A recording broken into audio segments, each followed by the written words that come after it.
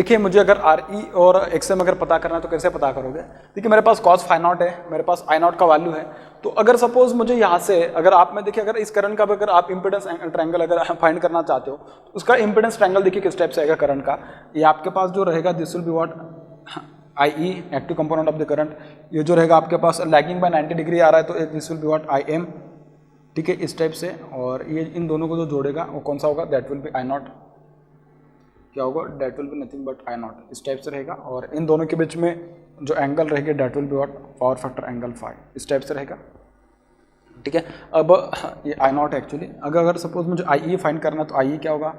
I E is equals to I not multiply by cos of phi not, इस type से लिख सकता हूँ मैं, ठीक है। देखिए मुझे आई नॉट का वैल्यू पता है बेटा, मुझे क्या कैसे पता चला आई नॉट तो मुझे एमीटर से पता चला था, फाई नॉट मैंने निकाल लिया वॉटमीटर की रीडिंग्स और वोल्टमीटर एमीटर की रीडिंग से मैंने उसको निकाल लिया, ठीक है। तो मेरे पास आई ई आ गया, जैसे भी मुझे आई ई पता चल गया तो मैं आई एम भी पता कर सकता हूँ। कैसे पता कर सकता हूँ भाई?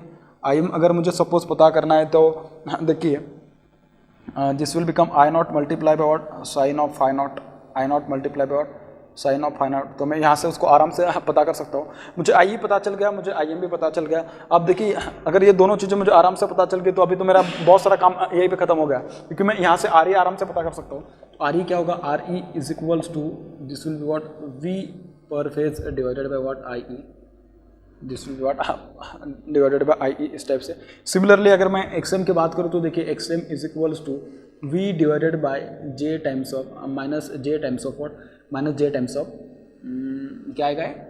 हाँ आई एम आएगा actually, this will be what minus J times of I M, इस टाइप से।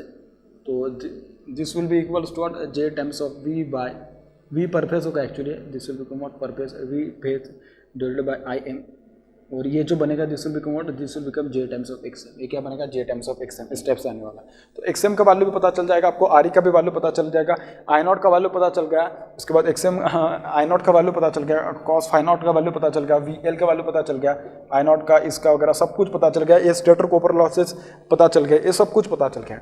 अब आप में से कुछ लोग बोलेंगे कि सर यहाँ पे जो पावर मेजर की जा रही है वो पावर में तो मतलब सिर्फ दो ही कंपोनेंट होंगे क्या, या दो ही पावर आएंगे क्या, जो स्टेटर कॉपर लॉसेस, और बाकी पावर कौन सी होगी?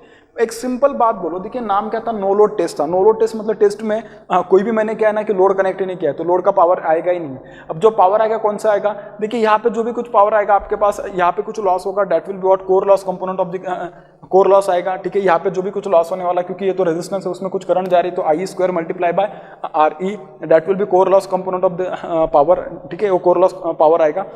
उसके बाद इसमें जो पावर आएगी, देखिए आपके रोटर तो रोटेट कर रही है, क्योंकि मैंने बोला कि उसका speed is very close to the synchronous speed है, तो उसमें तो मैकेनिकल लॉसेस तो होने ही वाले हैं, फ्रिक्शन एंड विंडेज लॉसेस। इसका मतलब देखा जाए तो नो लोड पे जो टोटल जो ओवरऑल अगर मैं लॉसेस के बारे में बात करूँ तो देखिए जो टोटल लॉसेस आएंगे, जो टोटल नो लोड पावर आएगा, देखिए वो क्या क्या कॉम्प्रेस कर रहा है, तो आप लिख लीजिएगा आराम से, no load power, no load power, no load power, इसमें क्या क्या होने वाला है? नो लोड पावर जो होगा that will become P not is equals to root 3 times of V L multiply by I L which is equals to I not multiply by what cos of phi not, यार ये no load power. अब इसमें देखिए क्या क्या होने वाला है, इसमें सबसे पहले आपके पास रहेगा स्टेटर रेजिस्टेंस लॉस, क्या रहेगा? स्टेटर रेजिस्टेंस लॉस रहने वाला है आपके पास, ठीक है। इसके बाद इसमें रहने वाला आपके पास कोर लॉस, क्या रहने वाला है? कोर लॉस, ठीक है। अब आप में से कुछ लोग बोलेंगे कि सर ये कोर लॉस आ रहा है, मतलब किसका? स्टेटर कोर लॉस के बारे में बात की जाएगी, क्योंकि रोटर सर्किट तो ओपन सर्किटेड कंसिडर किया है, और रोटर में जो कोर लॉस होंगे बहुत ही छोटे होते हैं तो उनको निगलेक्ट किया जाता है मोस्ट ऑफ द केसेस में, ठीक है। तो मेरे पास आएगा स्टेटर कोर लॉस, ठीक है। उसके बाद जो मेरे पास आएगा that will become mechanical losses, that will become what? Mechanical losses, mechanical losses, और इसमें क्या रहेंगे आपके पास? This will be friction and windage losses. कौन से लॉसेस रहेंगे? फ्रिक्शन एंड विंडेज लॉसेस आएंगे आपके पास यहाँ पे, ठीक है, इस टाइप से। अब आप उसको देखें तो देखिए, आपने तो स्टेटर कॉपर लॉसेस तो आराम से पता कर लिया, क्योंकि आपको जैसे भी आई नॉट का वैल्यू पता चल गया, तो वैसे आपके पास R1 का तो वैल्यू था ही, क्योंकि आप उसको स्टेटर रेजिस्टेंस अटैच से उसको फाइंड कराए थे, तो आपको स्टेटर रेजिस्टेंस लॉस मतलब स्टेटर आई स्क्वायर आर लॉसेस पता चल गया, आपको स्टेटर में जो कॉपर लॉसेस हो रहे थे पता चल गया। अब सवाल है कि core losses and mechanical losses कैसे फाइंड करें, ये कैसे फाइंड करें? कोर लॉसेस भी पता चल जाएगा, कैसे? This will become I E square multiply by what R E, ठीक है, पता चल जाएगा। Mechanical and friction windage losses कैसे पता चलेंगे? उसको आप निगलेक्ट कैसे करोगे? ठीक है, कैलकुलेशन करके तो आप उसको निगलेक्ट कर दोगे, कैलकुलेशन करके आप उसको फाइंड कर लोगे, ठीक है, उससे तो पता चल जाएगा। क्या ऐसा कुछ है क्या मेरे पास कि मैकेनिज्म की जिसके जरिए डायरेक्ट मैं उसको फाइंड कर सकता हूँ? डायरेक्ट मैं उसको फाइंड कर सकता हूँ, ऐसा कुछ है मेरे पास? तो ठीक है, मेरे पास एक ऐसा कुछ एक टेक्निक है कि जिस टेक्निक के जरिए मैं उसको डायरेक्ट भी फाइंड कर सकता हूँ। मैं क्या मतलब, मुझे पास जो वॉटमीटर का जो रीडिंग आया ना, वो रीडिंग डायरेक्ट वैसे पता चला है। मतलब क्या बोल रहा हूँ मैं, जो रीडिंग आया ना डायरेक्ट, वो रीडिंग क्या बताया मुझे, वो रीडिंग डायरेक्ट मुझे बता दे कि भाई उसमें जो भी कुछ पावर आने वाली है वो कौन से पावर होगी, मैकेनिकल पावर होगी या मैकेनिकल लॉसेस की वजह से जो पावर आएगी वो पावर मुझे पता चलेगी।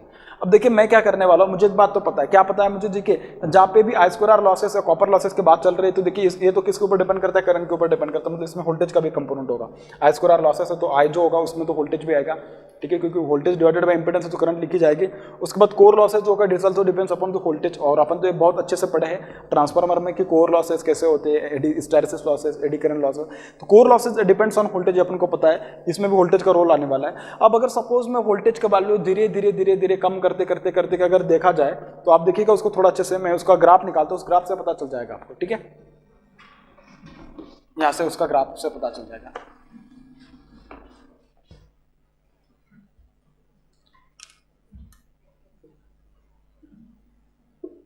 अगर उसका ग्राफ अगर देखा जाए तो देखिए उसके ग्राफ में कैसे पता चलेगा, ठीक है। आप देख सकते हो कि उसका जो ग्राफ होगा, एक्चुअली ग्राफ के बारे में अगर मैं बात करूं तो this is what, this is voltage, और यहाँ पे जो इनपुट होगा that will be what, this will become input power, and this input power will be what, this will be no load power, this will be what no load power. अब मेरे पास ये जो voltage है, voltage को तो देखिए मैं यहाँ पे क्या कंसिडर करने वाला हूँ, मैंने बोला कि आपके पास जो स्टेटर कॉपर लॉसेस हो तो दो losses depends on voltage current, उसमें तो टर्म्स आने वाले हैं। सिमिलरली जो कोर लॉसेस है उसमें भी वोल्टेज आ रहा है। सपोज अगर मैं वोल्टेज को जीरो कर दिया, वोल्टेज को मैंने क्या किया, जीरो कर दिया, वोल्टेज जीरो हो गया तो स्टेटर कॉपर लॉसेस भी जीरो हो जाएंगे और जो स्टेटर के कोर लॉसेस होंगे वो भी जीरो हो जाएंगे। उसके बाद जो लॉसेस बचेंगे वो सिर्फ मैकेनिकल जो ऑपरेशंस हो रहेंगे या आपकी जो रोटर रोटेट कर रही है उसमें जो भी कुछ लॉसेस आएंगे those losses will be what, mechanical losses आएंगे। मतलब क्या, वोल्टेज जीरो होने के बाद जो लॉसेस आपके सिस्टम में आएंगे, जो आपकी मशीन में आएंगे, those will be what, those will be the mechanical losses, और आपकी जो मोटर होगी उस टाइम पे जो भी कुछ इनपुट पावर ले रही होगी that will be what, mechanical power. तो वो क्या होगा, मैकेनिकल पावर। मतलब जब वोल्टेज जीरो है तब क्या है ना, मैकेनिकल पावर आएगी कुछ। तो इसके बाद जैसे मैं वोल्टेज को बढ़ाने लगा तो वैसे क्या हो जाएगा, धीरे धीरे मेरे जो लॉसेस होंगे बढ़ते जाएंगे बढ़ते जाएंगे बढ़ते जाएंगे, जैसा ज़्यादा बढ़ाते गए उसके अकॉर्डिंग में ये लॉसेस क्या हो जाएंगे मेरे, बढ़ते जाएंगे। आप देख सकते हो कि इसको अगर मैं जोड़ दूँ तो देखिए इस टाइप से कुछ आने वाला है, इस टाइप से क्या है ना, इस ए आने वाला है, ठीक है। तो यहाँ पे जो अगर सपोज मैं उसको नाम दे दूँ ओ, इसको नाम दे दूँ सपोज अगर बी, तो ये जो ओ बी होने वाला है, this O B is nothing but what, these are the rotational losses, और I can call it as what, mechanical losses. तो ये क्या है, मैकेनिकल लॉसेस है, मैकेनिकल लॉसेस है, ठीक है। मतलब क्या, जैसे कि विदाउट कैलकुलेशन में अगर आप उसको डायरेक्टली मैकेनिकल लॉसेस फाइंड करना चाहते हो तो भी ये डायरेक्टली आप फाइंड कर सकते हैं। सपोज आपके पास ये जो रीडिंग आ रही थी, उस रीडिंग में क्या था, इस रीडिंग में तीनों लॉसेस मिक्स थे, उसमें स्टेटर कोर लॉसेस भी था, इसमें स्टेटर कॉपर लॉसेस भी थे, और उसमें क्या मैकेनिकल लॉसेस भी थे। अगर आपने सपोज जो रीडिंग दिखाई दे रहा था आपका वॉटमीटर, आपने उसको रेटेड वोल्टेज पे लेके गया था, तब आपने उसको फाइंड किया था, ठीक है, तब आपको सब कुछ पता चला था। रेटेड वोल्टेज से अगर आप उसको धीरे धीरे अगर सपोज उसको कम करते अगर एक इंस्टेंट पे आ गए, ऐसा इंस्टेंट कि जिस इंस्टेंट पे आपका वोल्टेज जीरो हो जाए, और जिस इंस्टेंट पे वोल्टेज जीरो होने के बाद भी आपकी उसमें अगर वैलिड एक एग्जैक्ट फाइनाइट नंबर जो रीडिंग आ रही होगी, उसका मतलब क्या, वो जो लॉसेस होंगे कौन से लॉसेस होंगे, वो ऐसे लॉसेस होंगे कि जो वोल्टेज के ऊपर डिपेंड नहीं करते। वो कौन से लॉसेस हो सकते हैं कि जो वोल्टेज के ऊपर डिपेंड नहीं करेंगे, those losses will be what, those losses will be mechanical losses, those losses will be what, mechanical losses. लेकिन मैंने क्या बोला, मैंने उसको बोला कि मेरी जो रीडिंग जो वॉटमीटर दिखा रहे थे रेटेड वोल्टेज पे दिखाने के बाद आप उसको कर सकते हो, कोई दिक्कत नहीं, या ऐसे भी इसमें दिखा सकते हो, कोई भी फिर भी कोई दिक्कत नहीं है, ठीक है। तो ऐसे ही इसमें दिखाओगे तो जो रीडिंग आएगी वो कौन सी होगी, that will B mechanical losses. या सिंपल है कि आपने उसको जब रेटेड पे लेके गया तो तब जाके रेटेड पे सपोज उसको उल्टा भी आप कर सकते हो, कोई दिक्कत नहीं। रेटेड पे देखिए आपको यहाँ पे इस पर्टिकुलर पॉइंट तक क्या मिल रहे थे, आपके यहाँ पे इसके करस्पॉन्डिंग जो भी लॉसेस मिल रहे थे, कैसे रेटेड नो लोड लॉसेस मिल रहे थे, क्या मिल रहे थे, रेटेड नो लोड लॉसेस मिल रहे थे। अब ये रेटेड नो लोड लॉसेस मिल रहे थे आपको कहाँ पे, वी रेटेड पे, कहाँ पे मिल रहे थे, वी रेटेड पे। अब मैंने क्या है ना उसको कम करना शुरू किया, जैसे मैंने कम करना शुरू कर दिया तो देखिए मेरे पास जो कोर लॉसेस है और जो आई स्क्वायर और लॉसेस रहेंगे, those losses will start decreasing. तो लॉसेस कैसे हो रहे, डिक्रीज हो रहे हैं। तो आप देख सकते हैं कि किसी भी इंस्टेंट पे जब मैं उसका वैल्यू फाइंड करूंगा तो उसके करस्पॉन्डिंग जो लॉसेस है, लॉसेस कैसे हो रहे हैं, कम होते जा रहे हैं। अगर उसके करस्पॉन्डिंग लॉसेस कम होते जा रहे हैं तो ऑब्वियस है कि उसके करस्पॉन्डिंग जो no load power, input no load power, this is also decreasing. No load power क्या कर रही है, डिक्रीज कर रही है। और आप आप वोल्टेज को और भी डिक्रीज करना स्टार्ट कर दिए, और भी डिक्रीज करिए, और भी डिक्रीज करिए, तो उसके बाद देख सकते हैं कि आप देखिए जब आपने वोल्टेज को डिक्रीज किया तो उसके बाद जो लॉसेस होंगे, मतलब जो डिक्रीमेंट होगा due to this losses, this will not be that much और it will not be affected that much. ठीक है, तो एक बहुत छोटी वोल्टेज पे भी देखिए आप यहाँ पे देख सकते हैं कि बहुत छोटी वोल्टेज पे भी आपके पास जो इंक्रीमेंट या दिखाई दे रहा है कि ये जो पावर है, पावर कैसे नजर आ रही है, थोड़ी कांस्टेंट की तरह नजर आ रही है। इसका मतलब क्या, जो कोर लॉसेस है और जो आई स्क्वायर लॉसेस है उसका बहुत ज्यादा रोल नहीं पता चल रहा है at this very small voltage. तो वहां पे आपको पता चलेगा कि जो पावर है, मैकेनिकल लॉसेस, जो लॉसेस कैसे थोड़ा मतलब उसका ज्यादा डोमिनेंस आपको क्या पता चल रहा है, इन्फ्लुएंशियल लग रहा है। उसके बाद भी अगर आपने वोल्टेज को डिक्रीज करना शुरू कर दिया तो एक पॉइंट के बाद आपको ऐसा पता चलेगा कि बहुत लो वोल्टेज पे, जीरो वोल्टेज पे जो आपके पास जो इनपुट पावर है that will be nothing but what, mechanical losses. और इसको तुम बोलते हैं क्या, separation of mechanical losses from no load power.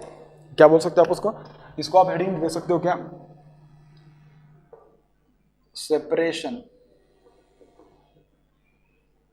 Of mechanical losses, separation of mechanical losses from no load power, from what, no load power. ठीक है, इस type से। तो ये रहा बेसिकली पूरा का पूरा एनालिसिस इसका नो लोड टेस्ट का। तो आपको जो भी कोई इसके रिगार्डिंग कुछ भी क्वेश्चन करे तो मुझे लगता है कि अभी तो आपको सारा मतलब बेसिक कंसेप्ट जो होता है नो लोड टेस्ट का, इंडक्शन मशीन का, उस सब कुछ आपका क्लियर होना चाहिए। अब मैं बात करूंगा ब्लॉक रोटर टेस्ट के बारे में। ठीक है, तो देखिए बात करते हैं ब्लॉक रोटर टेस्ट में।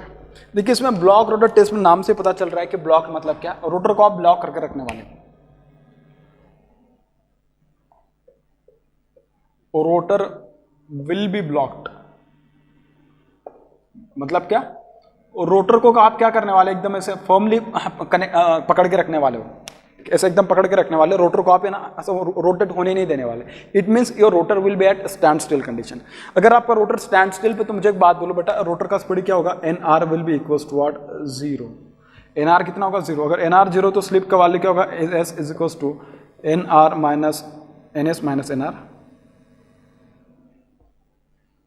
N S minus N R divided by N S, this is equals to what, N S minus 0 divided by N S. तो स्लिप का वैल्यू जो होगा, slip will be equals to what, 1। तो slip का value कितना होने वाला है, 1 के बराबर होने वाला है। ठीक है, अगर स्लिप 1 हो जाएगी और रोटर आपकी नहीं रोटेट करेगी तो इससे अपन पता करेंगे कि ब्लॉक रोटर टेस्ट में अपन को जो पैरामीटर्स देखने के लिए मिलेंगे किस टाइप से देखने के लिए मिलेंगे। ठीक है, और उनसे कौन से पैरामीटर आप डिटरमाइन करने वाले। सेम जो सेटअप मैंने नो लोड टेस्ट के लिए अप्लाई किया था, सेम सेटअप मैं यहाँ पे भी यूज करूंगा। कैसा होगा, देखिए आपके पास 3 फेज इंडक्शन मशीन है, उसमें अपन 2 वाट मीटर मेथड यूज करेंगे पावर मेजरमेंट के लिए। तो ये 2 वाट मीटर मेथड, ठीक है, तो ये current coil of the second watt meter, this is the current coil of the first watt meter. तो ये इसका ये जो प्रेशर कॉइल होगा, दिस विल बी कनेक्टेड। ठीक है, गलत निकाल दिया।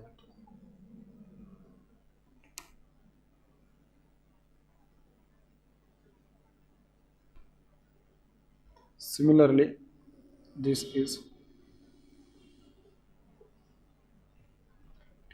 R, this is Y, this is B, और यहाँ पे मैं कनेक्ट करूँगा एक वोल्ट मीटर और यहाँ पे कनेक्ट करूँगा एमीटर। ठीक है, अब आप में से कुछ लोग बोलेंगे कि सर इसमें तो सेम सेटअप है, इसमें कुछ भी चेंज नहीं। बेटा थोड़ा चेंज होगा इसमें। चेंज जो होगा ना, जो आपके पास जो इंस्ट्रूमेंट होंगे ना, उसके वैल्यूज थोड़े बढ़ा के लेने पड़ेंगे आपको।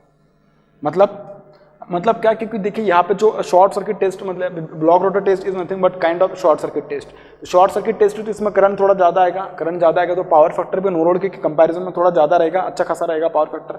तो ऑब्वियस है कि यहाँ पे जो एमीटर लगेगा उसका जो रेंज होगा थोड़ा ज़्यादा होना चाहिए, so that it can measure larger amount of current.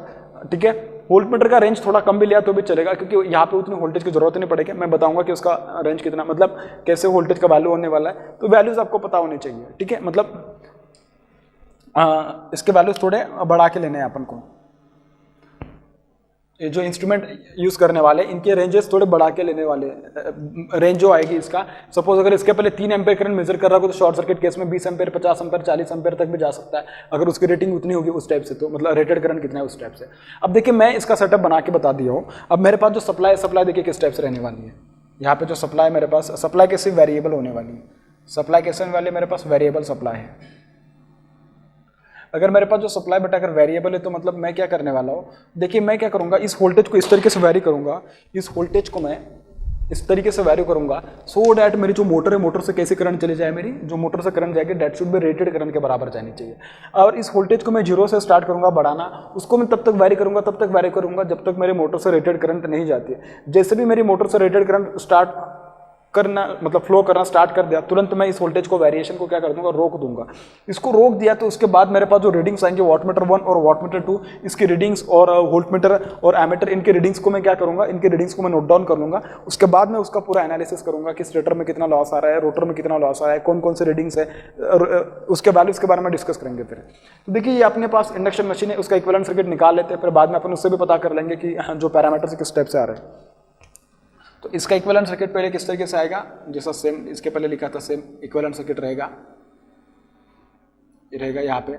हाँ देखिए मैं यहाँ पे क्या है ना कि जो एनर्जी लॉस कंपोनेंट है उसको नहीं दिखा रहा हूँ क्योंकि उसका वैल्यू बहुत ज़्यादा होता है इसके कंपैरिजन में। और यहाँ पे जो करंट आएगी पूरी की पूरी करंट जो होगी आपकी रोटर साइड के लिए जाएगी, इधर से जो भी करंट आएगी, क्योंकि इसका वैल्यू ज़्यादा होता है। ऑब्वियस है कि your current will follow the low impedance path. So low impedance path मतलब इधर से चली जाएगी, तो इसका रोल नहीं आएगा, तो मैं इसको रिजेक्ट कर दूंगा।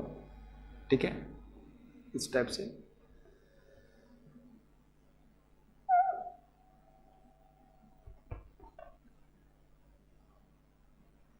ठीक है, तो मैं इसको थोड़ा अच्छे से दिखा देता हूँ फिर।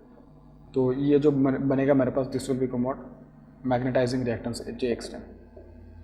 This will be R2 upon S, R2 dash upon S. This is J times of X2 dash. This is X1.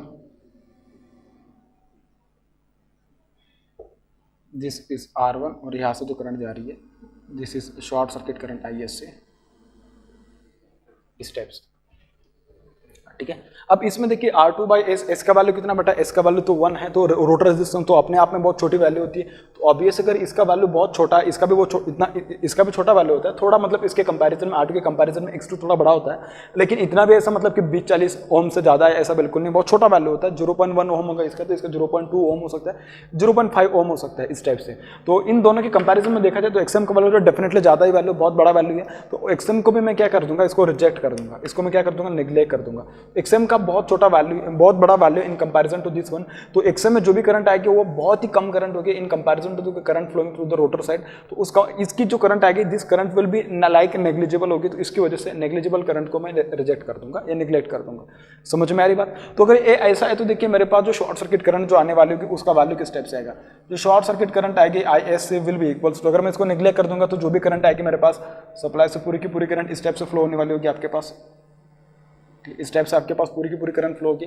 अगर इस टाइप से करंट फ्लो हो रही है तो इसका वैल्यू जो है this will be come out per phase voltage VPS divided by under root of R1 plus R2 का square, R1 plus what R2 का स्क्वायर, R2 डैश का square plus X1 plus what X2। इस type से आपके पास short circuit current पता चल जाएगा। वैसे इस करंट को आपने मैं तो उसको मैथमेटिकली फाइंड करके मैं आपको बता रहा हूँ, लेकिन ये वाली करंट तो आप डायरेक्टली आप यहाँ से भी पता कर सकते हो ना। Reading of ammeter will be what, it will be short circuit current. The reading of the voltmeter will be what, this will be line to line voltage, line to line voltage होगी reading of voltmeter. लेकिन इसका voltage का value बहुत ज्यादा नहीं होगा, rated voltage बिल्कुल नहीं होगा, बहुत ही करंट कम होगा, क्योंकि रेटेड करंट फ्लो कराने के लिए जितने वोल्टेज की जरूरत होगी उतना ही लगेगा अपन को यहाँ पे वोल्टेज। ठीक है, तो अपन के पास ये वाले पैरामीटर्स आएंगे। अब ये पैरामीटर्स R1 कैसे पता करोगे, R2 कैसे पता करोगे, X1 X2 ये कैसे पता करोगे, अब उनके बारे में डिस्कस कर लेते हैं। ठीक है, उनके बारे में डिस्कस करने के लिए पहले मैं सबसे बात करूंगा रीडिंग ऑफ वोल्टमीटर के बारे में। सो रीडिंग ऑफ वोल्टमीटर मुझे क्या बताएगा, रीडिंग ऑफ वोल्टमीटर क्या होगा, this will become line to line short circuit voltage. क्या होगा, line to line short circuit voltage, और उसको तुम कर सकते हो ब्लॉक रोटर टेस्ट वोल्टेज। ठीक है, ब्लॉक रोटर वोल्टेज भी बोल सकते हो, कोई दिक्कत नहीं। सिमिलरली जब मैं बात करूंगा reading of ammeter, reading of ammeter, ये जो बनेगा आपके पास this will become what, short circuit current ISC is equals to what, block rotor current IBR। इस टाइप से आप उसको कह सकते हो, ISC और व्हाट IBR। ठीक है, आपके पास फिर W1 और W2 जो आएंगे, अब देखिए W1 का जो वैल्यू होगा थोड़ा ज़्यादा होगा, इसका भी जो वैल्यू ज़्यादा होगा, क्योंकि अब कॉपर लॉसेस होने वाले होंगे, मतलब थोड़ा ज़्यादा रीडिंग आएगा। क्योंकि आप रीडिंग ज़्यादा कैसे आएगा, आप सिंपली देख सकते हो यहाँ से जो करंट आ रही है ISC पूरी की पूरी करंट इसमें चली जाएगी। प्रैक्टिकली देखा जाए तो इसमें थोड़ा करंट जाएगा डेफिनेटली, ऐसा नहीं कि नहीं जाएगा, ये लेकिन बहुत कम करंट होगा इसके कंपेरिजन में, तो इसके लिए मैं इसको निगलेक्ट कर दिया। तो ISC अगर मैं मान लूँ कि सेम करंट अगर इधर जा रही है, क्या बोल रहा हूँ, अगर सेम करंट इधर जा रही है तो इसमें देखिए यहाँ पे जो लॉसेस होंगे बहुत ज़्यादा लॉसेस होंगे, क्योंकि रोटर मैंने शॉर्ट सर्किट कर रखा है, क्या है ना, रोटर को मैंने शॉर्ट सर्किट कर रखा है और रोटर वाइंडिंग को मैंने शॉर्ट सर्किट कर रखा है। तो इसमें जो भी कुछ लॉसेस आएंगे, इसमें जो लॉसेस आएंगे this will become I² R2 ठीक है, इस टाइप से लॉसेस होने वाले हैं। ठीक है, अभी ISC होगा एक्चुअली ये तो, ठीक है, IBR कह सकते हो, कोई दिक्कत नहीं। तो इस टाइप से लॉसेस होने वाले, तो पूरे की पूरे लॉसेस रोटर में आने वाले हैं, पूरे लॉसेस कैसे ना रोटर में आने वाले हैं। सिमिलरली इसमें भी कुछ लॉसेस होने वाले होंगे, बिल्कुल सही है। तो ये जो लॉसेस होंगे, फिर मैं कह सकता हूँ कि टोटल जो लॉसेस होंगे, those losses will be what, rotor I² losses and stator I² losses, these both the losses will be combined. क्योंकि देखिए इसमें रीडिंग आ रहा है, सिमिलरली इसमें भी एक उसका जो लॉसेस का कंपोनेंट आएगा, बिल्कुल सही, I² multiply by what R1 इस टाइप से आएगा। अगर मैं ओवरऑल रीडिंग देखूँ तो देखिए ओवरऑल रीडिंग में क्या आएगा, क्योंकि जो पावर आएगी active power, that will B losses in the stator and losses in the rotor. This will be the reading of the addition of this both the wattmeter, addition of the both the wattmeter. So total input power क्या आएगा, आप देख सकते हो कि यहाँ पे क्या बोल रहा हूँ मैं, टोटल इनपुट पावर जो होगा आपके पास, this is equals to comma P in is equals to what, addition of both the wattmeter, so W1 plus what W2, this is the reading of what both the wattmeter, ये दोनों wattmeter का reading होने वाला है। Similarly अगर मैं बात करूँ आगे किसके बारे में, जब मैं बात करूंगा ये जो टोटल इनपुट पावर होगा, this will be equals to what, this will be equals to total copper losses in the induction machine, this will give what, copper losses in the induction machine, copper losses in induction machine is equals to what, input power, this is equals to what, input power. इतनी बात समझ में आ गई।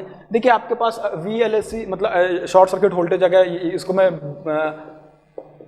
VBR भी बोल सकता हूँ, कोई दिक्कत नहीं। हम ब्लॉक रोटर टेस्ट वोल्टेज, ठीक है, ब्लॉक रोटर वोल्टेज पता चल गया मुझे, ब्लॉक रोटर करंट पता चल गया मुझे, इनपुट पावर पता चल गया, तो मुझे शॉर्ट सर्किट पावर फैक्टर भी पता चल जाएगा, बिल्कुल। सो मेरे पास अगर ये पता करना है मुझे, तो this will be P in is equals to √3 multiply by VL multiply by ISC, and this will be what, this will be line current ISC multiply by cos of ISC या 5VR में उसको बोलता हूँ, ठीक है, BR से मैं indicate कर देता हूँ इसको। आप input power, this will input power but what, block rotor test input power. तो मेरे पास जो cos 5BR का जो वैल्यू मिलेगा, this will become what, this will become input power, block rotor input power divided by √3 multiply bye VBR multiply by what, IBR। इस type से आपके पास क्या आएगा, इस टाइप से आपके पास आने वाला block rotor voltage, sorry block rotor power factor पता चल जाएगा। शॉर्ट सर्किट टेस्ट में जो पावर फैक्टर आएगा उसका वैल्यू आपको यहाँ से पता चल जाएगा, ठीक है। अब आपको अगर ये पता चल गया है, आपको ये सब पैरामीटर पता चल गए, तो R1, R2, X1, X2 कैसे फाइंड करेंगे। तो देखिए इनको अगर आपको फाइंड करना है तो उसको फाइंड किस टाइप से किया जा सकता है। जो इनपुट पावर का, this power will be equals to what, मैं इसको ऐसा लिख सकता हूँ, कैसा, इनपुट पावर किसके बराबर है, इनपुट पावर, देखिए copper losses in induction machine is equals to input power, तो मैं ऐसा लिख सकता हूँ input power is equals to 3 times of short circuit current का square multiply by this will be per phase current, बिल्कुल ठीक है, क्योंकि मैंने इसको 3 से मल्टीप्लाई कर दिया। This will be equals to R1 plus what, R2 dash, R1 plus what, R2 dash, इस टाइप से, बिल्कुल सही है, ठीक है। तो देखिए मेरे पास तो ये इसका वैल्यू अवेलेबल है, क्योंकि वाटमीटर की रीडिंग से मेरे पास ये अवेलेबल है, ये मुझे एमीटर की रीडिंग से अवेलेबल है, और R1 प्लस R2 में से R1 मेरे पास अवेलेबल है, क्योंकि मैं स्टेटर रेजिस्टेंस टेस्ट कंडक्ट करा चुका हूँ। आपको समझ में आ रहा होगा कि हर एक टेस्ट का अभी किस तरीके से इंपॉर्टेंस आपको पता चल रहा है, क्योंकि मैं क्या है ना कि उसमें स्टेटर रेजिस्टेंस टेस्ट अगर कंडक्ट करा चुका हूँ तो मेरे पास R1 का वैल्यू अवेलेबल है। अगर R1 का वैल्यू अवेलेबल है तो मैं आराम से यहाँ से R2 डैश का वैल्यू पता कर सकता हूँ, क्या है ना, मैं आराम से यहाँ से R2 डैश का वैल्यू पता कर सकता हूँ। So R2 dash will be equals to what, R2 dash will be equals to P in divided by 3 times of ISC का स्क्वायर मल्टीप्लाई बाय R1। यहाँ से भी आप उसको फाइंड कर सकते हो, बिल्कुल सही है, तो यहाँ से भी आप उसको फाइंड कर सकते हो। और भी उसका दूसरा तरीका क्या हो सकता है उसके बारे में मैं बता सकता हूँ आपको। देखिए इन दोनों पैरामीटर्स को अगर मैं एक साथ क्लब कर लूँ, तो यहाँ से क्लब करने के बाद जो मेरे पास पैरामीटर्स आएंगे, देखिए मैं इस इक्विवेलेंट सर्किट को अगर बनाऊँ तो ये इक्विवेलेंट सर्किट इस टाइप से बनेगा, अगर मैं दोनों पैरामीटर को अगर ऐड कर दूँ तो,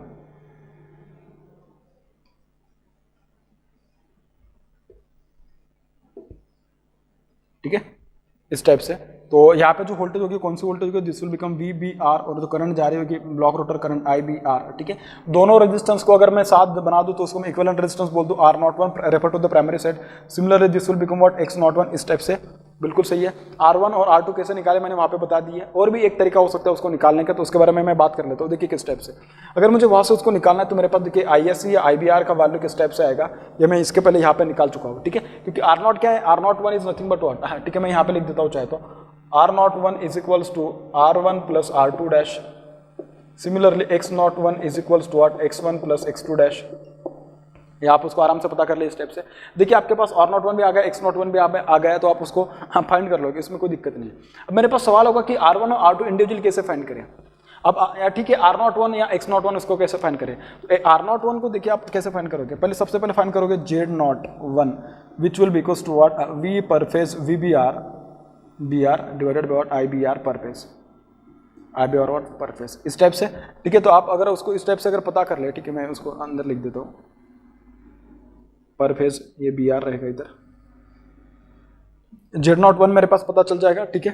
Z01 अगर पता चल गया तो आप उसको इस टाइप से भी तो लिख सकते हैं, ये वाली जो एक्सप्रेशन है उसको आप इस टाइप से भी लिख सकते थे, कैसे, P in is equals to 3 times of short circuit का square multiply by what, R01, उसको ऐसा भी तो लिख सकते थे ना आप, बिल्कुल, क्योंकि R01 is equals to R1 plus R2 dash, और मैंने क्या लिखा है, R01 is equals to R1 plus R2 dash, तो यहाँ से भी तो आप उसको निकाल सकते थे। तो R01 तो आपको यहाँ से पता चल जाएगा। अगर आपको वहाँ से R01 पता चल जाएगा तो देखिए Z01 is equals to under root of R01 plus X01 plus होगा X01 का स्क्वायर, इस टाइप से होगा। मुझे R01 पता है, मुझे Z01 पता है, तो आराम से मैं X01 पता कर लूंगा, which will be equals to what, under root of Z01 का स्क्वायर माइनस X01 का स्क्वायर, माइनस व्हाट, X01 का स्क्वायर, तो R01 का स्क्वायर, इस टाइप से मैं उसको पता कर लूँ। बहुत आसान है, देख सकते हो आपकी, बहुत आसानी से मैंने उसको फाइंड कर लिया, इसको भी फाइंड कर लिया मैंने, इसको भी फाइंड कर लिया है, हाँ, R01 R2 ये भी मैंने फाइंड कर लिया है, ठीक है, इस टाइप से। अब क्या करोगे, अब तो आपके पास ये सब चीज़ें पता चल गई है।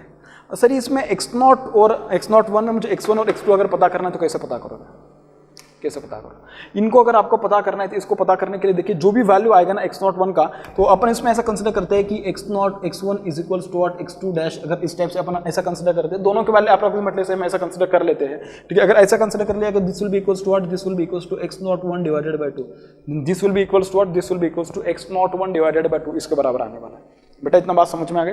अगर ये समझ में आ गया तो मुझे एक बात बोलो, देखिए आपके पास ये वाला भी जो था, मतलब इसका भी क्वेश्चन सॉल्व हो गया, क्योंकि आपके पास X1 भी आ गया, X2 भी आ गया, R01 आ गया, R1 तो अपने stator resistance test indicate find कर ही लिया था, उसके बाद R2 डैश जो था उसको भी अपने फाइंड कर लिया यहाँ से। अब आपके पास देखिए यहाँ से जो पता चलेगा R2 डैश पता चलेगा, आपको R2 नहीं पता चलेगा, R2 और R2 डैश दोनों में डिफरेंस है। तो ये कैसा था आपके पास, दिस R2 dash is equals to what, this is equals to N1 upon N2 इसका square multiply by what, R2, इस टाइप से होता है, ठीक है। तो आपको R2 पता करना, तो R2 जो आएगा आपके पास, R2 will be equals to what, N2 upon N1 इसका whole square multiply by what, R2 dash, multiply by what, R2 dash. यहाँ से पता चलेगा आपको क्या, R2, यहाँ से क्या पता चलेगा, R2 पता चलेगा, ठीक है। सिमिलरली अगर उसने X2 के बारे में पूछा तो X2 डैश है आपके पास, यहाँ पे X2 नहीं है, X2 कैसे पता करोगे। अगर आपको X2 पता करना है तो X2 पता करने के लिए क्या करोगे, X2 will be equals to, जैसे इसके लिए लिखा सेम उसके लिए भी, this will become what, refer to the stator, rotor side करना पड़ेगा भी, N2 अपॉन N1 इसका square multiply by X2 dash, multiply by what, X2 dash, ये रहेगा उसका वैल्यू।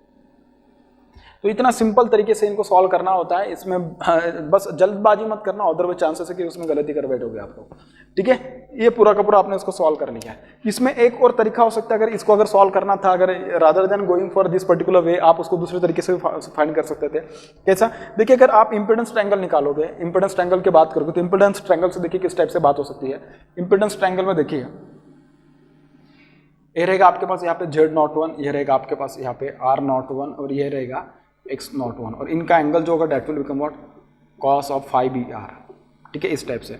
अगर R01 पता करना है तो R01 is equals to what, R01 is equals to Z01 multiply by what, cos of 5BR, इस टाइप से लिख सकते हो। और X01 को क्या लिख सकते हैं, X01 is equals to Z01 multiply by sine of 5BR, इस टाइप से कर सकते हैं। तो बहुत आसान है, उसको बहुत सिंपल तरीके से आप उसको हम मैनिपुलेट कर सकते हैं नंबर्स को, इतना डिफिकल्ट बिल्कुल भी कुछ नहीं है। अगर आपने इसको इतना अच्छे से सॉल्व कर लिया तो मुझे लगता है कि आपको आगे वाले कंसेप्ट जो रहेंगे इससे रिलेवेंट जो न्यूमेरिकल डिस्कस करेंगे उसको अपन आराम से बात कर लेंगे, ठीक है। अब इसमें एक छोटा सा एक और पॉइंट होता है, उसको तुम बोलते हैं heat run test on induction machine. तो हीट रन टेस्ट क्या होता है उसके बारे में थोड़ा डिस्कस कर लेता हूँ। वैसे मैं उसको हेडिंग में बताया नहीं था कि हीट रन टेस्ट भी मैं कंडक्ट करूंगा, लेकिन ठीक है, थोड़ा सा 2-3-4 मिनट का पॉइंट है, उसको डिस्कस कर लेता हूँ ताकि आपको उसके बारे में भी पता चल जाए। ठीक है, तो देखिए जो हीट रन टेस्ट होती है जिसको अपन इंडक्शन मशीन के ऊपर कंडक्ट कराते हैं, बेसिकली उसका जो मेन मकसद होता है यही होता है कि जो हीट रन टेस्ट जो होती है क्या होता है ना कि आपके पास जो इंसुलेशन होता है, आपने मशीन में जितना भी इंसुलेशन आपने वहाँ पे जो अप्लाई किया होता है, इम्प्लॉय किया होता है सबके मशीन में, तो इंसुलेशन का जो लाइफ होता है ना डिपेंड्स अपॉन द टेम्परेचर, वो कितना टेम्परेचर वो झेल सकता है उसके अकॉर्डिंग। क्योंकि सपोज अगर आपके पास एक पीवीसी का सपोज देखो छोटा सा पाइप है, तो अगर आपने उसको उतना टेम्परेचर दे दिया कि जिस टेम्परेचर पर वो मेल्ट हो जाए और आपने उसका केयर नहीं किया तो उसका कुछ मतलब नहीं बनेगा। और अगर आपने उस पीवीसी को सपोज अगर उसके थ्रू अगर कंडक्टर को आपने पास किया होगा तो पीवीसी एज ए इंसुलेटर वहाँ पे एक्ट कर रहा था, लेकिन आपने उसका केयर ही नहीं लिया, तो मतलब प्रॉब्लम हो जाएगा कि आपका कंडक्टर डायरेक्टली उसके कॉन्टैक्ट में आ जाएगा और कंडक्टर ओपन हो जाएगा, मतलब कुछ भी हो सकता है, डैमेज हो सकता है या कुछ खतरा भी हो सकता है, डेंजर हो सकता है वहाँ पे। तो सेम जब अपन मशीन की बात करते हैं तो मशीन में क्या होता है ना, the life of the insulation depends upon the temperature which that machine is going to I can say that machine is going to tolerate. If the operating temperature of that machine is that much that it is less than the specified one, जितना चाहिए उससे अगर कम है तो मतलब ठीक है कि आपकी मशीन आराम से चलेगी और उसका लाइफ भी बहुत अच्छा रहेगा। लेकिन अगर उससे ज़्यादा चले जाए तो उसके लिए मतलब पॉसिबल नहीं होगा और आपका मशीन का लाइफ भी डिटोरिएट हो जाएगा और इंसुलेशन की क्वालिटी भी खराब हो जाएगी और चांसेस है कि बहुत जल्दी आपकी मशीन का जो रोल है रोल बहुत कम हो जाएगा या उसका लाइफ कम हो जाएगा बेसिकली। अब इसमें क्या होता है ना कि आप टेम्परेचर को उसको कैसे मेजर कर पाओगे, तो इसके लिए बहुत अलग अलग मेथड्स होते हैं। जैसे कि मैंने आपको बताया था कि I²R टेस्ट जो होता है, जैसे कि स्टेटर रेजिस्टेंस टेस्ट होता है, तो उसमें बहुत ज़्यादा आप करंट का वैल्यू बढ़ाते जाओ, इतना बढ़ा दो कि सो डैट उसकी वजह से जो I²R लॉसेस आएंगे, उसकी वजह से जो हीट प्रोड्यूस होगी, उस हीट की वजह से जो टेम्परेचर आएगा, उस टेम्परेचर को आपकी मशीन कब तक सस्टेन कर पा रही है। अगर आपकी मशीन उस टेम्परेचर को एक पर्टिकुलर टाइम तक अगर सस्टेन कर पा रही है, इसका मतलब ठीक है कि आपकी मशीन उतने टेम्परेचर तक भी क्या कर रही है, आराम से उसका ऑप्टिमम परफॉर्मेंस दे रही है। लेकिन उससे कम हो जाए तो मतलब ऑब्वियस है कि उसका लाइफ कम हो जा रहा है, उसके जो अदर पैरामीटर्स है जैसे कि इंसुलेशन हो जाए और भी अदर कुछ पैरामीटर्स हो सकते हैं, वो पैरामीटर के जो होगा अगर वो अपना रोल अच्छे से प्ले नहीं कर रहा है, इसका मतलब क्यों जो मशीन है उसको उतने टेम्परेचर पे आपने बिल्कुल भी उसको रन नहीं कराने चाहिए। तो उसके टेम्परेचर मेजर करने के अलग अलग तरीके हैं, तो अलग अलग तरीके जो अपने सिलेबस में इतना नहीं है, ठीक है। तो इस तरीके से अपन ने हीट रन टेस्ट के बारे में बात की। तो जो अपन का गेट एकेडमी प्लस उसका मेन मोटिव यही है कि अपन को कॉलेज लेवल पे जितने सब्जेक्ट्स है वो सारे सब्जेक्ट डिस्कस करना। तो हीट रन टेस्ट आपके सिलेबस में नहीं होता है मोस्टली ऑफ द यूनिवर्सिटीज देखे जाए इंडिया की, ठीक है। तो अपन ने पूरा का पूरा जो डिफरेंट टेस्ट होते हैं इंडक्शन मशीन के ऊपर सारे टेस्ट के बारे में अच्छे से डिस्कस किया है। आई होप कि आपने डेफिनेटली उसको एंजॉय किया होगा, आप उसको अच्छे से कॉपी बनाएगा, उसमें सारे टेस्ट लिखिएगा, ठीक है। बात करेंगे अपन नेक्स्ट लेक्चर में नेक्स्ट टॉपिक के बारे में, and then we will discuss about the numerical based on this particular test which we have conducted on induction machine, ठीक है। Thank you.